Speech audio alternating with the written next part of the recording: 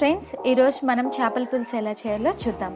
ముందుగా దీనికి కావాల్సిన పదార్థాలు: చేపలు కేజీ తీసుకున్నానండి. శుభ్రంగా కడుక్కొని పసుపు, ఉప్పు, కారం రాసి ఉంచాను.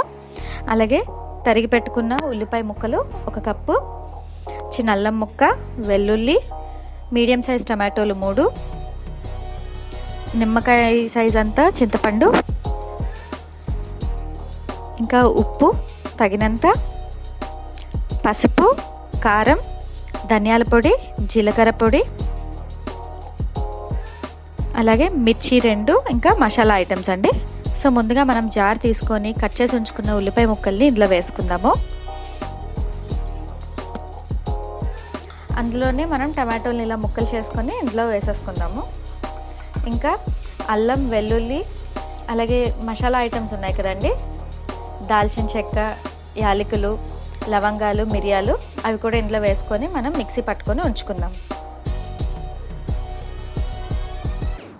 మనం ఇలా చేసుకోవడం వల్ల ఏంటంటే కూర అనేది త్వరగా రెడీ అయిపోతుంది, అలాగే చాలా రుచిగా కూడా ఉంటుంది. సో ఒక వెడల్పాటి కడాయి పెట్టుకోండి. అందులోని కొంచెం నూనె వేసుకుందాం.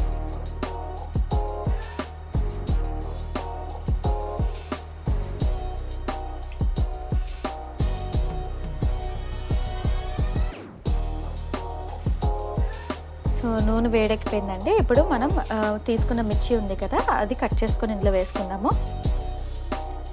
నాకు ఈ మిర్చి అనేది ఇక్కడ ఘాటు ఎక్కువ, అందుకని నేను 2 వేసుకున్నానండి. ఒకవేళ మీకు ఘాటు తక్కువ అయితే మీరు ఇంకా యాడ్ చేసుకోండి.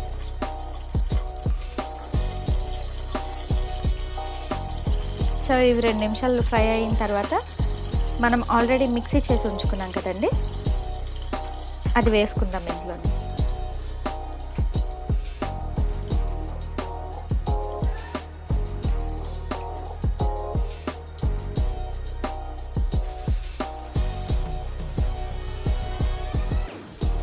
వేసుకున్నాక మనం ఈ పచ్చివాసన పోయేంత వరకు మనం ఇది బాగా కలుపుకోవాలండి. కలుపుకొని మూత పెట్టుకొని మగ్గనిద్దాం.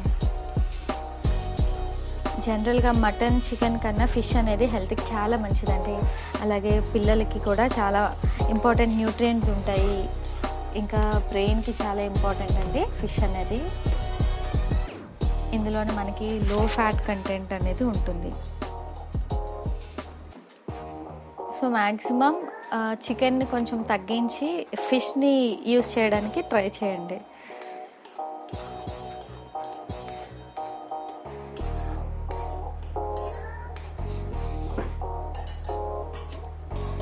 సో మూత పెట్టుకొని మనం కాసేపు మగ్గనిద్దామండి. చూసారు కదా, ఇలాగ కాసేపు అయిన తర్వాత మనకి నూనె అనేది పైన తేలుతూ ఉంటుంది. ఒకసారి మళ్ళీ మొత్తం చుట్టూ అంచులు లేకుండా కలుపుకోండి బాగానే.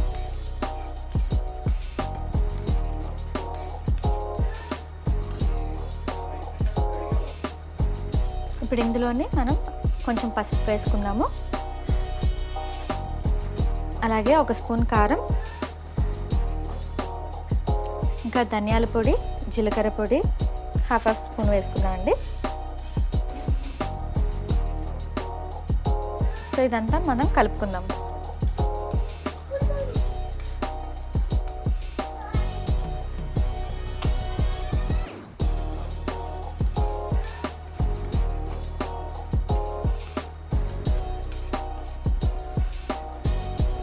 ఇప్పుడు ఇందులోనే మనం కొంచెం ఉప్పు అనేది వేసుకుందాం అండి. అంటే గ్రేవీకి సరిపడా ఉప్పుని ఇప్పుడు వేసుకుందాము.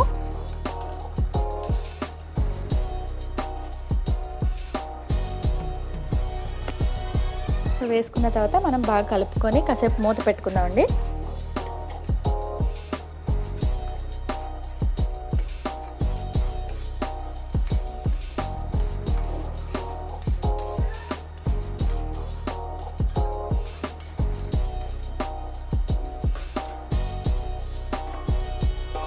చూస్తున్నారు కదా, మనకి పైన ఇలాగా బుడగల్లాగా వస్తున్నాయి కదా, అంటే బాగా మగ్గిపోయిందని అర్థం. ఇప్పుడు మనం చింతపండు తీసుకున్నాం కదండి, అది నానబెట్టుకున్న తర్వాత వాటర్ని ఇందులో వేసేసుకుందాము.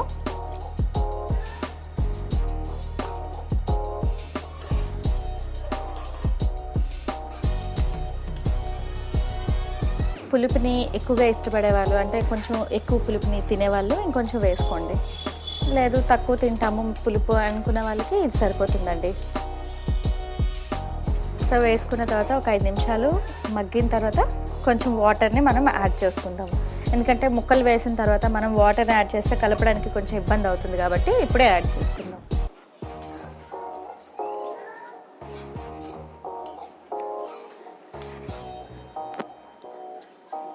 సో మనం ఆల్రెడీ ముక్కల్ని ఉప్పు కారం అవి కలుపుకొని ఉంచుకున్నాం కదండి, అవే ఇందులోనే జాగ్రత్తగా వేసుకుందాము.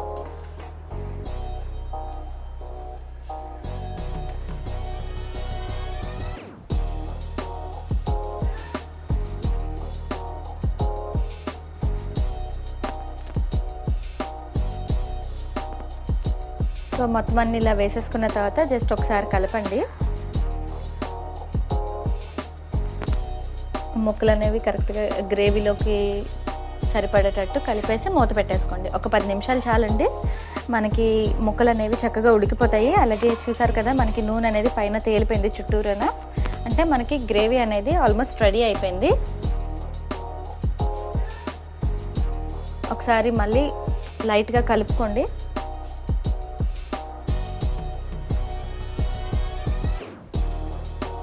చూసారు కదండి ముక్కలు అనేవి విడిపోలేదు, అలాగే చక్కగా ఉడికిపోయినాయి కూడా.